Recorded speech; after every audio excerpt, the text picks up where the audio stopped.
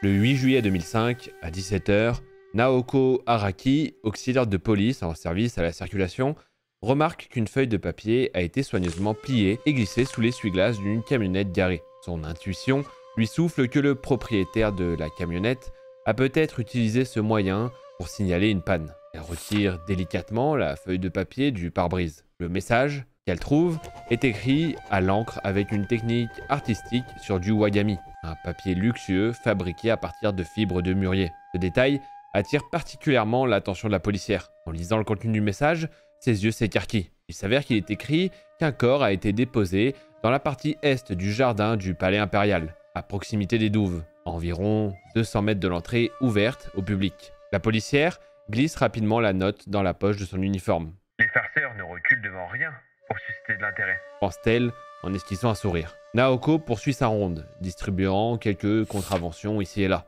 Au bout d'un moment, elle s'essuie le front et prend une courte pause pour reprendre son souffle. En cet après-midi d'été, l'air marin chargé d'humidité et la pollution atmosphérique semblent avoir conjugué leurs forces pour saper l'énergie des habitants de Tokyo. Une heure plus tard, rongée par le doute, Naoko relit le mystérieux message. Après une brève hésitation, elle compose le numéro de son Koban, le poste de police local où elle est affectée, sur son téléphone portable. Elle explique poliment sa découverte et s'excuse pour le dérangement causé. De l'autre côté de la ligne, son supérieur lui donne un ordre sec.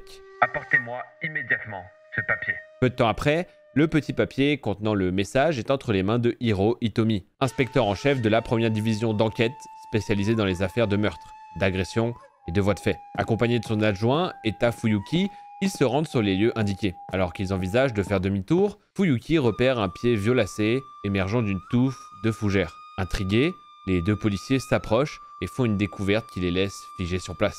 Étendue dans l'herbe nue et renversée sur le dos, se trouve une jeune femme. Son visage affiche une terreur indescriptible. Des essaims de mouches bourdonnent autour de sa bouche, de ses yeux, de ses oreilles et de ses parties intimes. Un amas de sang coagulé recouvre son ventre déchiré. Bonjour à tous la famille et bienvenue dans cette nouvelle énorme vidéo sur un tueur qui a sévi au début des années 2000 au Japon et qui avait une méthode bien particulière d'assassinat. Pour les nouveaux, ici on raconte des histoires d'horreur qui passent par le thread, les enquêtes, mais aussi des crimes et des tueurs en série comme aujourd'hui. Alors si la vidéo vous plaît ou si vous avez découvert quelque chose, abonnez-vous. Mettez un petit pouce pour me faire plaisir et dites-moi vos ressentis dans les commentaires. En plus, je me suis habillé dans le thème, petit t-shirt Naruto aux petits oignons. Voilà, bon, dans le thème plus ou moins, mais on va dire que c'est dans le thème Japon, quoi. J'ai pas acheté le t-shirt juste pour ça, je vous rassure, hein, je kiffe Naruto. Et ça, on en parlera peut-être dans une autre vidéo, peut-être sur une autre chaîne qui est peut-être en création, bref, ça va venir. Ou qui est peut-être même déjà créée au moment où cette vidéo sort. Waouh. Si elle est créée, n'hésitez pas à aller dans la description, il y aura le lien, sûrement en première ligne, pour aller me suivre là-bas. Ou on parlera d'autres choses, je ne sais pas. Allez voir, c'est le suspense. Bref, après cette courte parenthèse, revenons à notre enquête. Que vont découvrir les enquêteurs? Une farce ou un réel crime terrifiant? C'est ce que nous allons découvrir dans cette histoire au-delà de l'obscurité sur un tueur très particulier. Une histoire inédite sur YouTube. Alors si vous souhaitez partir à la rencontre d'un potentiel assassin au principe bien trempé, venez avec moi. Moi, je vous souhaite une excellente vidéo et on est parti pour l'histoire du tueur samouraï. Générique.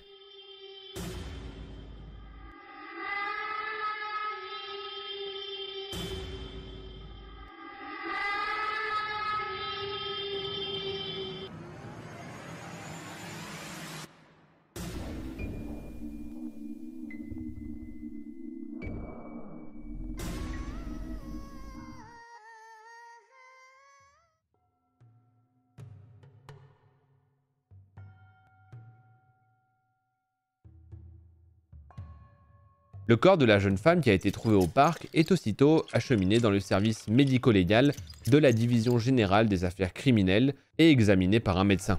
Le praticien explique que la rigidité cadavérique s'est dissipée, sans place à la décomposition des tissus. Il a collecté des larves de mouches à viande appartenant à la première vague d'insectes nécrophages. Âme sensible, s'abstenir, hein. Leur taille de 3 mm indique que la victime est décédée il y a 3 jours. Et compte tenu de la chaleur à Tokyo, le meurtre serait plutôt daté de 2 jours. Et bon appétit. L'inspecteur Itomi, le visage couvert d'un mouchoir, interroge sur les découvertes significatives. Le médecin continue ses explications. L'âge de la femme est entre 20 et 25 ans. Sa taille est de 1,62 m et son poids de 46 kg. Un chemisier blanc déchiré et une mini-jupe en cuir ont été trouvés à proximité du corps, mais la jeune femme ne portait pas de sous-vêtements, à moins qu'il n'ait été volé par son agresseur. L'inspecteur pense alors que c'est peut-être une prostituée. L'hypothèse est plausible pour le médecin. En examinant le corps, il remarque un petit tatouage derrière l'épaule gauche. Le tatouage lui évoque quelque chose. Pour mieux le voir, le médecin et son assistant retournent le corps sur la table de dissection. Ils observent alors un tatouage en forme de M inversé, encadré dans un losange. L'inspecteur ne tarde pas à faire la connexion. C'est le logo des Yamaguchi-gumi, la plus grande famille de Yakuza. Cette femme serait donc liée à un gang criminel. Peut-être les aurait-elle trahis? Une hypothèse plausible. Le médecin, quant à lui, poursuit sur quelque chose de bien plus étrange. Il dévoile une plaie nettoyée, montrant comment la lame d'un sabre court a pénétré l'abdomen à gauche, au-dessus du nombril, puis a été retirée en diagonale. Une seconde incision a ensuite recoupé la première. Il précise que la victime n'aurait pas pu s'infliger ça elle-même, puisque le sabre n'a pas été retrouvé. Hitomi, les yeux écarquillés, s'exclame « Harakiri ?» C'est la première fois que je vois ça. Avant de continuer cette vidéo, il faut qu'on fasse un petit peu d'histoire, pour ceux qui ne connaissent pas la signification du terme Harakiri, qui va revenir régulièrement dans cette vidéo. Déjà, il faut savoir que Harakiri est plutôt le terme étranger. Les Japonais préfèrent appeler ce rituel seppuku. Mais à quoi correspond-il, allez-vous me dire? En fait, c'est un ancien rituel japonais associé au samouraï, qui consiste à s'ouvrir l'abdomen avec un tanto, qui est l'un des sabres d'armement des guerriers japonais le plus court. En gros, c'est un suicide. Je sais pas si j'ai le droit de dire ce mot sur YouTube. On le censurera au cas où. Mais c'est une tradition du passé, qui concerne particulièrement les samouraïs qui pouvaient effectuer ce rituel pour prouver leur loyauté envers leur maître ou alors pour conserver leur dignité. Mais il faut tout de même préciser que ce fameux rituel était très peu pratiqué et la vision du samouraï, prêt à tout, quitte à mourir pour ses principes, a été un peu amplifiée ces dernières années par les films et les mangas qui les représentent. Néanmoins, ça n'enlève rien à leur réputation légendaire et aux histoires que nous pouvons leur associer. Sur ce, le petit point historique est terminé, retournons donc à notre macabre découverte.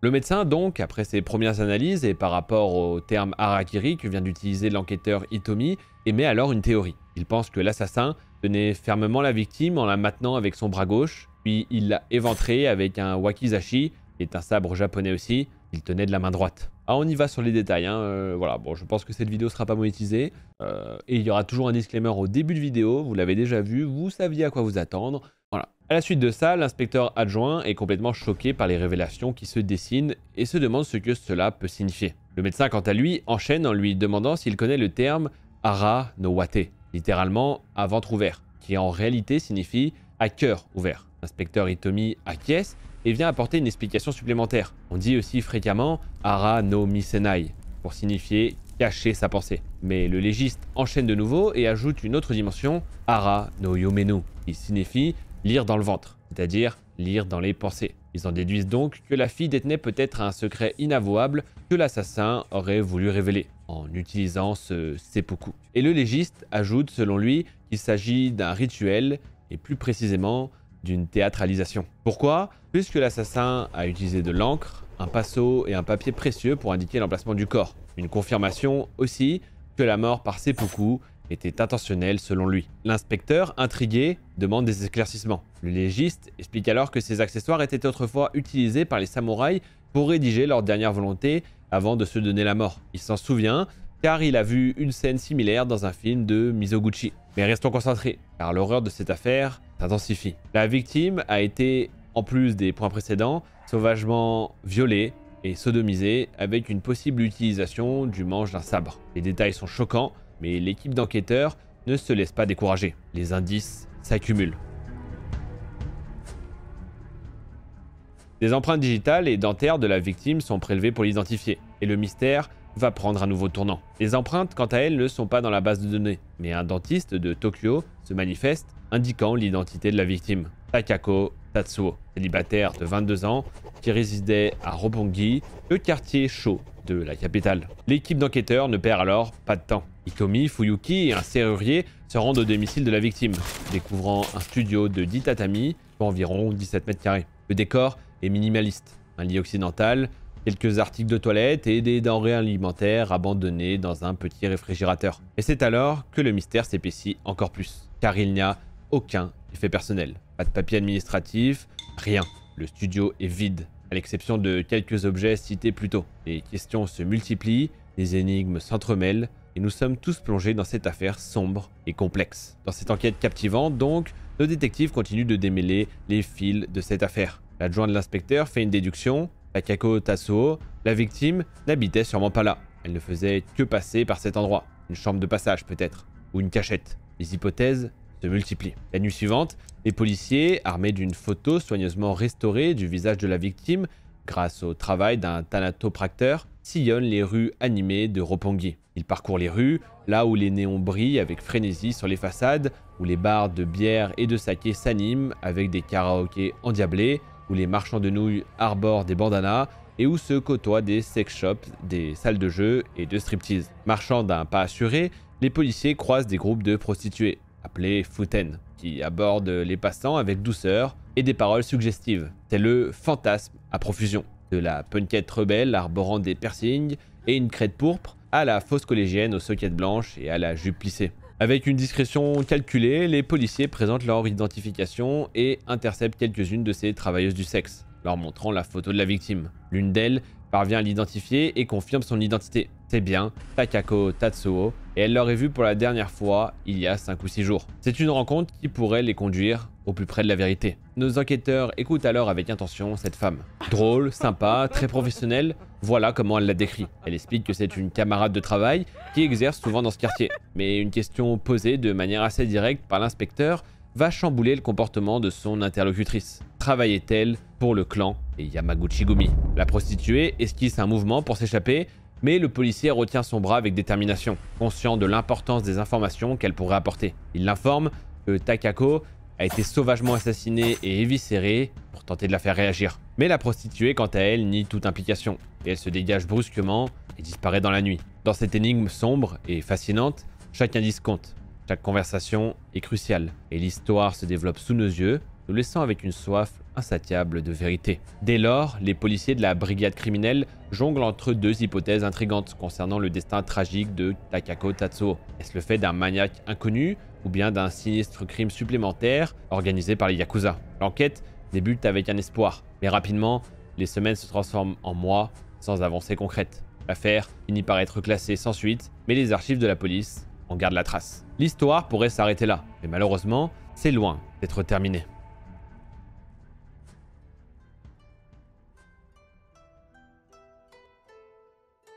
Neuf mois plus tard, au mois d'avril 2006, Tokyo se prépare pour une transformation féerique. Les jardins s'épanouissent dans la splendeur de la floraison des sakuras, les cerisiers, un spectacle attendu avec impatience chaque année. Cette beauté éphémère, symbole associé aux samouraïs, réchauffe les cœurs japonais. Un dimanche matin, la famille Noriko se dirige vers le parc Sumida-koen, où 300 cerisiers bordent le fleuve Sumida, offrant une vue imprenable sur la tour de Tokyo. Cependant, l'atmosphère joyeuse se rompt lorsque Monsieur Noriko réalise que sa fille Samada, âgée de 8 ans, a mystérieusement disparu. Dans cette situation d'angoisse, la famille se divise pour la chercher. Les émotions atteignent leur apogée lorsque Monsieur Noriko découvre Samada étendue inerte au pied d'un cerisier. Mais l'inquiétude cède la place au soulagement lorsqu'elle reprend péniblement conscience. Quelques secondes après, une découverte macabre fait comprendre la raison de l'évanouissement de la jeune fille. À quelques mètres seulement, se trouve le corps d'une femme nue, décapitée, dont la tête a disparu. Nos deux inspecteurs, déjà connus, entrent en scène. Hitomi et Fuyuki sont chargés de résoudre cette nouvelle enquête tragique. Aux côtés d'un médecin légiste, ils examinent minutieusement le cadavre. L'estimation initiale indique que la mort remonte à environ 3 ou 4 heures. Le médecin légiste poursuit son analyse rigoureuse malgré l'horreur de la scène. Pas de marques de coups ou de blessures apparentes, mais 2 marques aux chevilles attirent l'attention. Des indices qui suggèrent que le meurtrier a transporté le corps jusqu'ici en l'attirant par les pieds. Avec de la chance, ils pourront prélever des empreintes sur ses chevilles. Après ça, le médecin apporte également d'autres détails, soulignant que le parc ne constitue pas la scène du crime. La victime avait été vidée de son sang ailleurs avant d'être déposée ici. Les signes de ce terrible acte ne sont plus que de sombres marbrures violacées. Pendant ce temps, des agents sécurisent la zone avec des rubans jaunes entre les arbres. Fuyuki, l'inspecteur, se met à scruter le sol, détectant alors que le poids du corps a couché l'herbe. L'équipe se met alors rapidement en action. avant que l'herbe ne se relève et ne puisse plus être suivie. Et sous l'ordre d'Hitomi,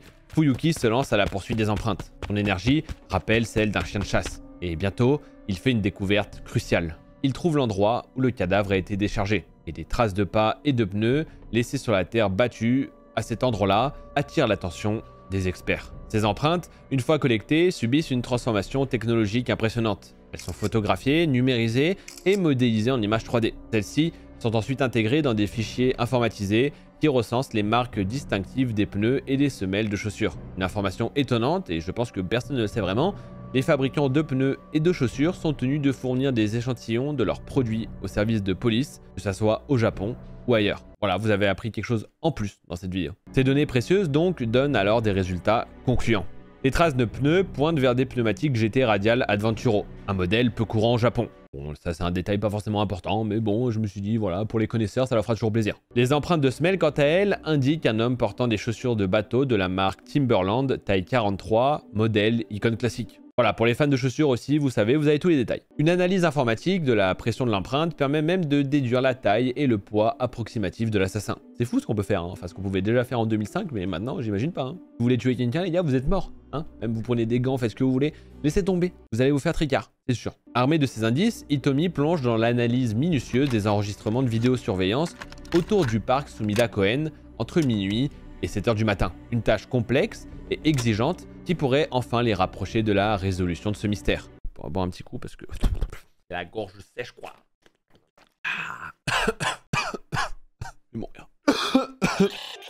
L'équipe d'enquêteurs fouille alors, avec détermination, les enregistrements de vidéosurveillance, cherchant désespérément des indices menant à l'assassin. L'attention se fixe sur une image capturée à 4h34 où un pick-up Mitsubishi L200 double cabine traverse les rues du quartier. Un autre plan montre le véhicule à l'entrée du parc. Le conducteur en descend, mais la qualité des images empêche toute identification précise. Une pause de 17 minutes suit, puis le conducteur réapparaît, prenant de nouveau place derrière le volant pour reprendre la route sur une grande avenue à vitesse réduite.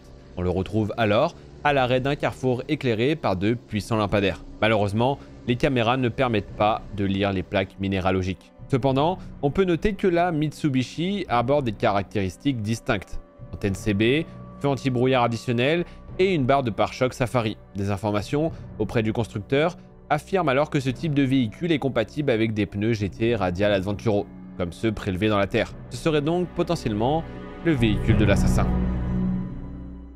Les investigations se poursuivent avec l'autopsie de la victime. Celle-ci n'apporte cependant rien de particulier. Elle avait environ 30 ans, aucune pathologie, pas de tatouage et aucun fragment de fibre ou de peau sous les ongles. Les analyses toxicologiques révèlent l'absence de consommation d'alcool ou de substances toxiques avant sa mort. Son dernier repas était constitué d'anguilles, d'eau douce et de riz sauté. Je vous ai dit, il y a beaucoup de détails dans cette vidéo, hein. Et même ce qu'elle a mangé avant de mourir. Bon, à quoi ça servira, mais bon, vous saurez, voilà. Un jour vous mangez des anguilles d'eau douce et du riz sauté, bah pensez pas à ça. Kiffez votre plat juste. Les empreintes digitales, quant à elles, ne correspondent à rien dans les enregistrements centraux. L'inspecteur Hitomi, quant à lui, rassemble son équipe pour partager les informations qu'ils ont recueillies. Le corps de la femme décapitée a été découvert au parc Sumida Koen. Sans tête, vêtements, bijoux, ni signe distinctif. Son identification semble donc difficile. L'inspecteur décrit le profil du meurtrier grâce aux différentes empreintes de pas trouvées plus tôt. Il fait environ 1,75 m de hauteur, pèserait environ 67 kg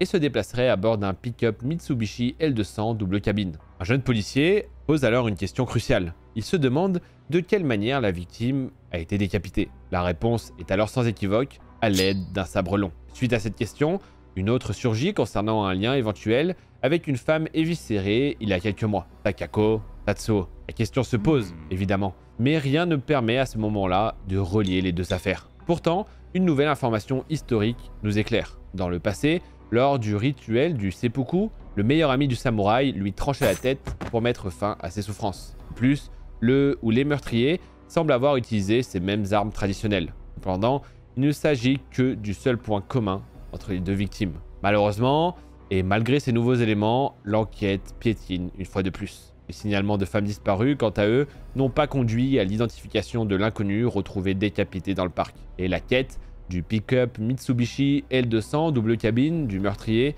semble tout aussi difficile que de trouver une aiguille dans une botte de foin.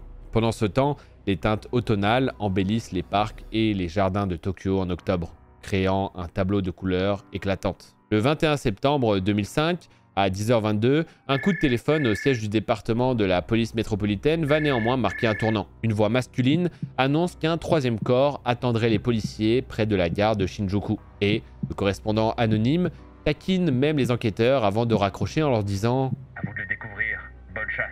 au moins, il s'amuse. Et il s'est cru dans Tekken, genre bonne chance. Enfin, bon chance. Hiro, Hitomi, Eta Fuyuki et leur équipe ne perdent pas de temps. Ils se rendent sur les lieux indiqués. Après une heure de recherche tendue, ils découvrent le cadavre d'une jeune femme nue, recroquevillée dans un fût de 200 litres. La scène est épouvantable. La victime a été décapitée, son ventre lacéré et ses membres sont entravés. La vue est insoutenable pour Fuyuki, qui manque de vomir et qui décide de se retirer pour reprendre ses esprits. Le corps est par la suite sorti du fût, transporté et amené chez le médecin légiste. Il remarque que le meurtrier a évolué et qu'il est passé à une vitesse supérieure. Cette fois, il a combiné les techniques du sabre court pour l'éviscération et du sabre long pour la décapitation.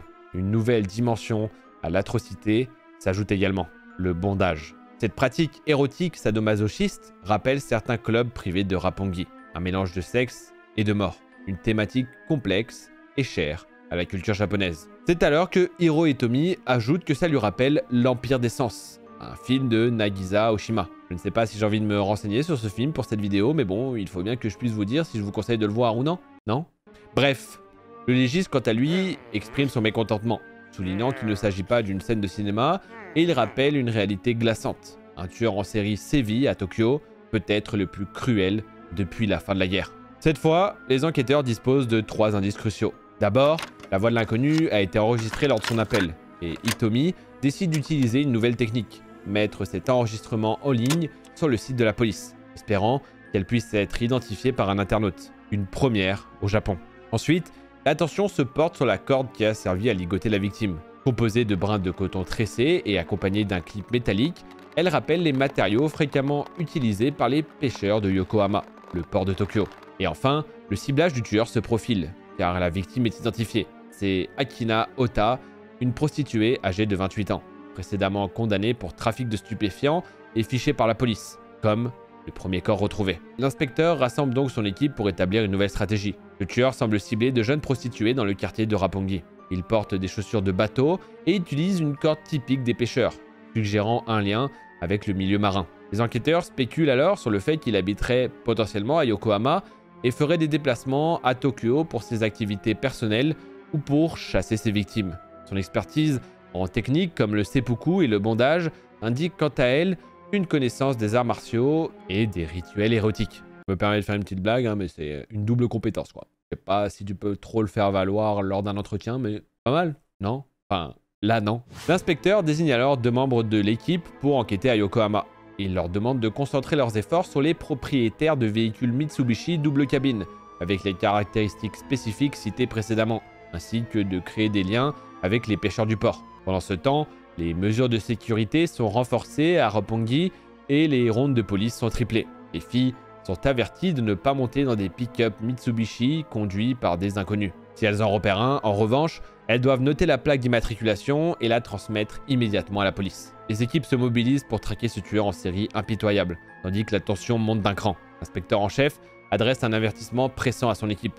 Les meurtres s'intensifient en violence et se rapprochent dans le temps. Le temps presse et les enquêteurs doivent vite trouver le coupable de ces atrocités.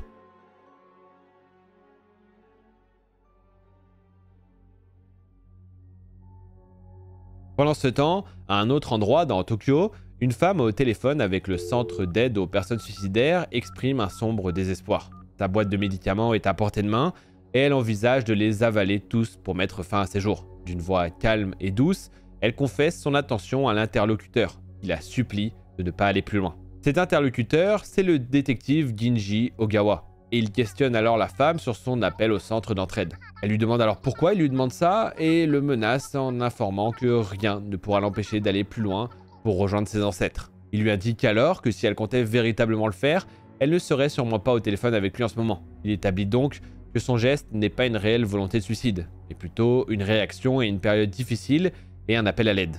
Il la rassure en soulignant que les moments sombres finissent par s'éclaircir et que sa famille a besoin d'elle. Et il a raison. Prenez soin de vous, la famille. La vie vaut la peine d'être vécue. Petite parenthèse. Mais vous inquiétez pas, ce moment-là a évidemment sa place dans l'histoire.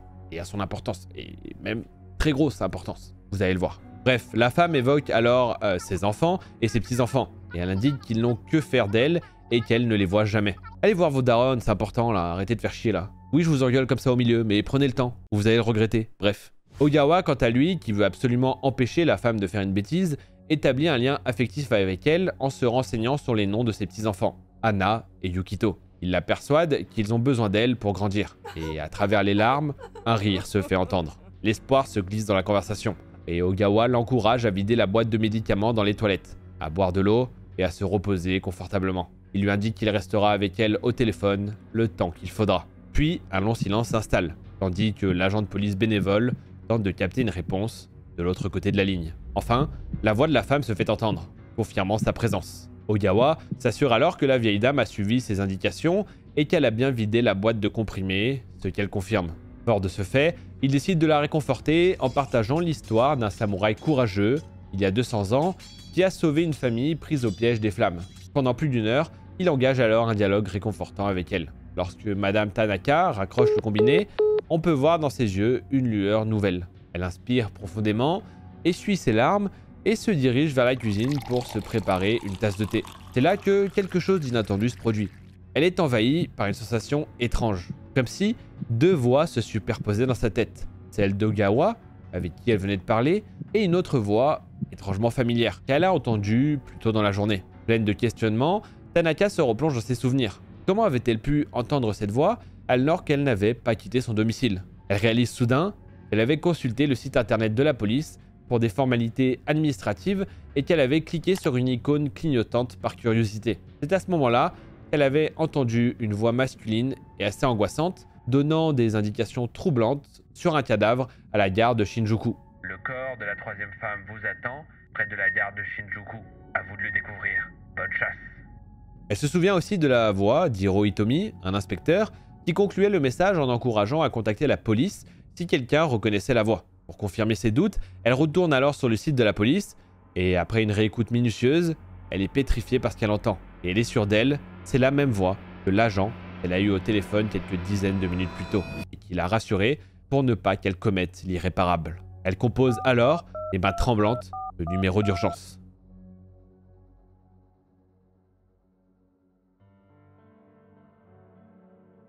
Par la suite, l'enquête s'accélère de manière spectaculaire. L'inspecteur Hitomi décide de faire appel au centre d'aide aux personnes dépressives, qui a appelé la vieille dame, pour obtenir des informations cruciales. Il contacte discrètement le responsable pour identifier le bénévole qui a parlé à Madame Miya Tanaka quelques heures auparavant. Grâce aux appels qui sont tous enregistrés, la réponse ne tarde pas à arriver. Le bénévole en question est Ginji Ogawa. Ce dernier est un agent de police, bénévole au centre d'aide, et il vit à Yokohama, se rendant chaque jour à Tokyo pour travailler dans le quartier de la gare centrale. Kanehara et Adachi, les inspecteurs qui ont été envoyés à Yokohama, sont informés de l'adresse d'Ogawa et s'y rendent immédiatement. Sur place, ils sont presque persuadés que Ogawa habite seul dans sa maison près du port. Ils constatent aussi qu'un pick-up Mitsubishi double cabine gris est garé devant le garage. Vers 19 h, lorsque Ogawa rentre chez lui, il est accueilli par une équipe de 5 hommes en civil dirigée par Hitomi. L'homme est arrêté, ses poignets entravés, et un mandat de perquisition lui est présenté pour fouiller sa maison. Ogawa coopère alors, sans résistance. Pénétrant à l'intérieur de la maison, l'équipe découvre un intérieur soigneusement ordonné. Une grande photographie en noir et blanc de l'écrivain Yukio Mishima, célèbre pour son suicide par seppuku dans les années 70, trône dans ce qui semble être un salon. Après une inspection minutieuse, sans résultat probant, Hitomi demande à Ogawa de les conduire au garage. Dans ce lieu, c'est une toute autre scène qui se déploie. Une demi-douzaine d'armures de samouraï est disposée en cercle dans une pièce peinte en rouge laqué, chacune sur un mannequin. Sur les murs, 3 slips de femmes tachés de sang sont encadrés avec soin dans des cadres en acier brossé. Perplexe, Hitomi parcourt un instant cette scène étrange. Puis son regard se pose sur un congélateur encastré dans un renfoncement du garage. Machinalement, il ouvre la porte et découvre avec horreur 2 têtes humaines figées dans des feuilles de lotus gelées. Au sein de ce tableau macabre, Fuyuki pointe un coin de la pièce où des éléments marins et un moteur de hors-bord sont visibles. Tout semble indiquer que la corde utilisée pour ligoter la 3e victime est de la même nature que celle présente dans ce lieu. Comme un raz-de-marée de boue lors d'un tsunami, une vague de nausée submerge Hitomi. Son sang résonne dans ses tempes, prêt à s'échapper, son estomac se contracte et ses jambes vacillent. L'horreur dans cette sorte de temple est insoutenable. Mais il se reprend rapidement et il parcourt alors la pièce d'un geste ample et ordonne d'une voix furieuse: Demandez au quartier général d'envoyer une camionnette. On va emmener tout ce matériel au laboratoire. Avant de rejoindre la rue, il ajoute qu'il n'a jamais vu autant d'indices médico-légaux rassemblés dans un si petit espace de toute sa vie.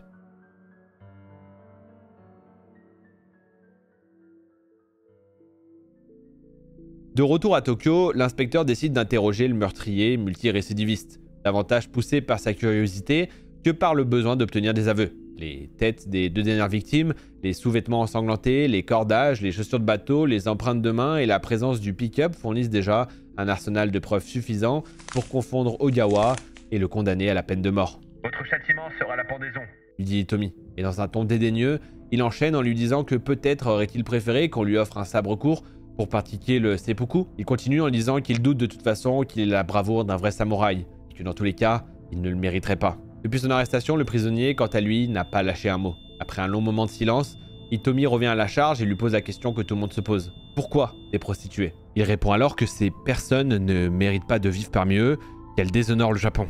Tout ça, d'une voix glaciale. Hitomi approfondit donc la discussion, lui demandant s'il avait pour but de purifier la société en suivant un code moral hérité des samouraïs. Il répond alors sans hésiter: Exactement. Je pratique le Bushido. D'ailleurs, j'enseigne aux jeunes recrues de la police. Et alors qu'il comprend que c'est un formateur de la police qui a effectué ces actes ignobles, un frisson d'effroi parcourt l'inspecteur Hitomi. Mais une question lui vient alors à l'esprit. Les avez-vous encouragés à vous imiter? Et Ogawa, d'un ton toujours calme et précis, explique de ses mots que son idée maîtresse est que chacun doit trouver sa voie.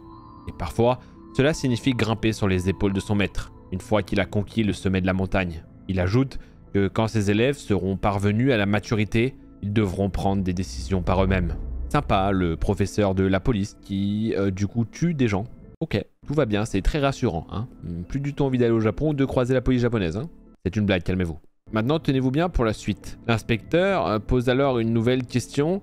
Avez-vous tué d'autres jeunes femmes, en dehors de celles que nous connaissons? Ogawa répond calmement à nouveau et avoue avoir seulement tué 3 autres jeunes femmes. Il exprime cependant des regrets pour ne pas avoir pu mener à bien sa mission. Ah, mais quelle était donc cette mission? Selon lui, elle était d'éradiquer Roppongi de toutes ses catins. Une mission choquante pour Hitomi et pour moi aussi. Et pour vous aussi, j'imagine. L'inspecteur est perplexe et demande si cela signifie assassiner des centaines de femmes, décapiter et collectionner leurs têtes. Ogawa admet alors que c'était en effet son objectif, dans la moindre once de remords et d'hésitation. Sympa, le gars. Hitomi lui demande alors s'il est affilié à une secte ou à une organisation nationaliste, ce qu'il nie, expliquant que ces groupes ne mettent souvent pas en pratique leurs idées. Il exprime même son admiration pour Mishima, un homme qui a eu le courage de suivre ses convictions jusqu'au bout. Vous savez, le fameux écrivain qu'il avait en cadre chez lui, et qui s'est suicidé par seppuku en 1970. L'inspecteur, ressentant à nouveau une étrange torpeur nauséeuse, décide d'abréger l'entretien. Mais avant de conclure, il pose une ultime question. Pour quelle raison vous êtes-vous porté volontaire pour réconforter les personnes qui veulent mettre fin à leur jour? Cette facette étrange de la personnalité d'Ogawa l'intrigue. Le dernier explique que des milliers de personnes se donnent la mort chaque année au Japon et qu'il y a parmi eux des collégiens stressés, des adolescents, des étudiants désorientés, des artistes, des mères de famille et des grands-parents.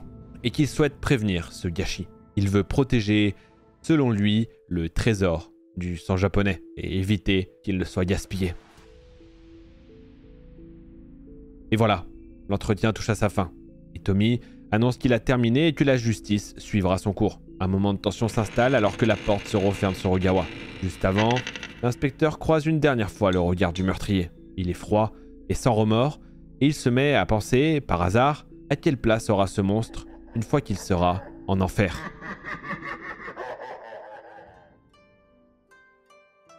Cette histoire, fascinante et terrible, nous montre à quel point la croyance d'un être humain peut l'amener loin. À travers Ogawa, on découvre un tueur sanguinaire, aux pensées proches des terroristes, car étant persuadé qu'il a fait ça pour le bien de son pays et de ses croyances. Mais aussi un homme prêt à tendre la main, en participant bénévolement aux aides pour les personnes dépressives et voulant se donner la mort. Un homme, un monstre, un saint. Tout ça dans la même personne. Même si ses bonnes actions ne compenseront jamais les erreurs qu'il a commises, il reste cependant clair que sa vision de lui-même n'était pas celle d'un tueur en série, mais plutôt celle d'un héros. Le profil de Ogawa nous fait découvrir à quel point l'humain peut être rempli de contradictions. Quant aux victimes, Takako Tatsuo, la deuxième qui ne sera jamais identifiée, et Akina Ota, elles ont subi les sévices non mérités d'un homme au comportement troublant, et nous pensons fort à elles et à leurs proches, qui ont subi respectivement des souffrances incommensurables. C'est d'eux dont il faut se rappeler. Cette vidéo peut permettre, à son échelle évidemment, de faire réapparaître leur nom quelque part, comme pour dire qu'elles n'ont pas été oubliées.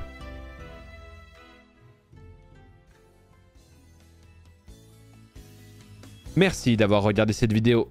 Pour répondre à la question que tout le monde se pose, n'allez pas voir le film L'Empire des Sens, dont je vous parlais plus tôt dans la vidéo, à part si vous aimez ça, bande de petits coquins. En tout cas, j'espère que la vidéo vous a plu, et que vous avez appris des choses aussi. Si c'est le cas, eh bien abonnez-vous, likez et partagez, car ce contenu n'existe nulle part ailleurs sur YouTube. Et en faisant ça, vous soutenez directement mon travail sur la chaîne qui est totalement autoproduite et qui demande énormément de temps et de travail, surtout pour réaliser ces vidéos. Alors, je compte sur vous. Ah, et dites-moi ce que vous pensez de mon t-shirt aussi. Beau gosse un peu, non? Vous avez vu avec le petit Kurama, etc. Voilà. RPZ Naruto ici. Je voulais faire à un moment un thème avec Naruto, mais je voyais pas comment je pouvais mélanger Naruto et l'horreur. Du coup, je me suis dit que ça allait pas trop plaire, vu que sur YouTube, il faut prendre un thème précis, continuer là-dedans, etc. Machin, bref. Voilà. Bon, cela dit, si jamais, il y a possiblement, au moment où cette vidéo sort, déjà ma nouvelle chaîne qui est sortie, qui va parler de choses totalement différentes, mais tout aussi intéressantes. Donc, eh bien, si vous voyez cette vidéo, que mon personnage vous plaît, en tout cas que moi-même je vous plais, très bizarre comme manière de dire, eh bien, cliquez sur le premier lien dans la description qui vous permettra de voir cette nouvelle chaîne. Et puis, faites-moi des retours, etc. Ça me fera toujours plaisir. Sur ce, la famille, je vous souhaite une excellente matinée, nuit, journée, ce que vous voulez, et je vous fais un bisou. Kiss!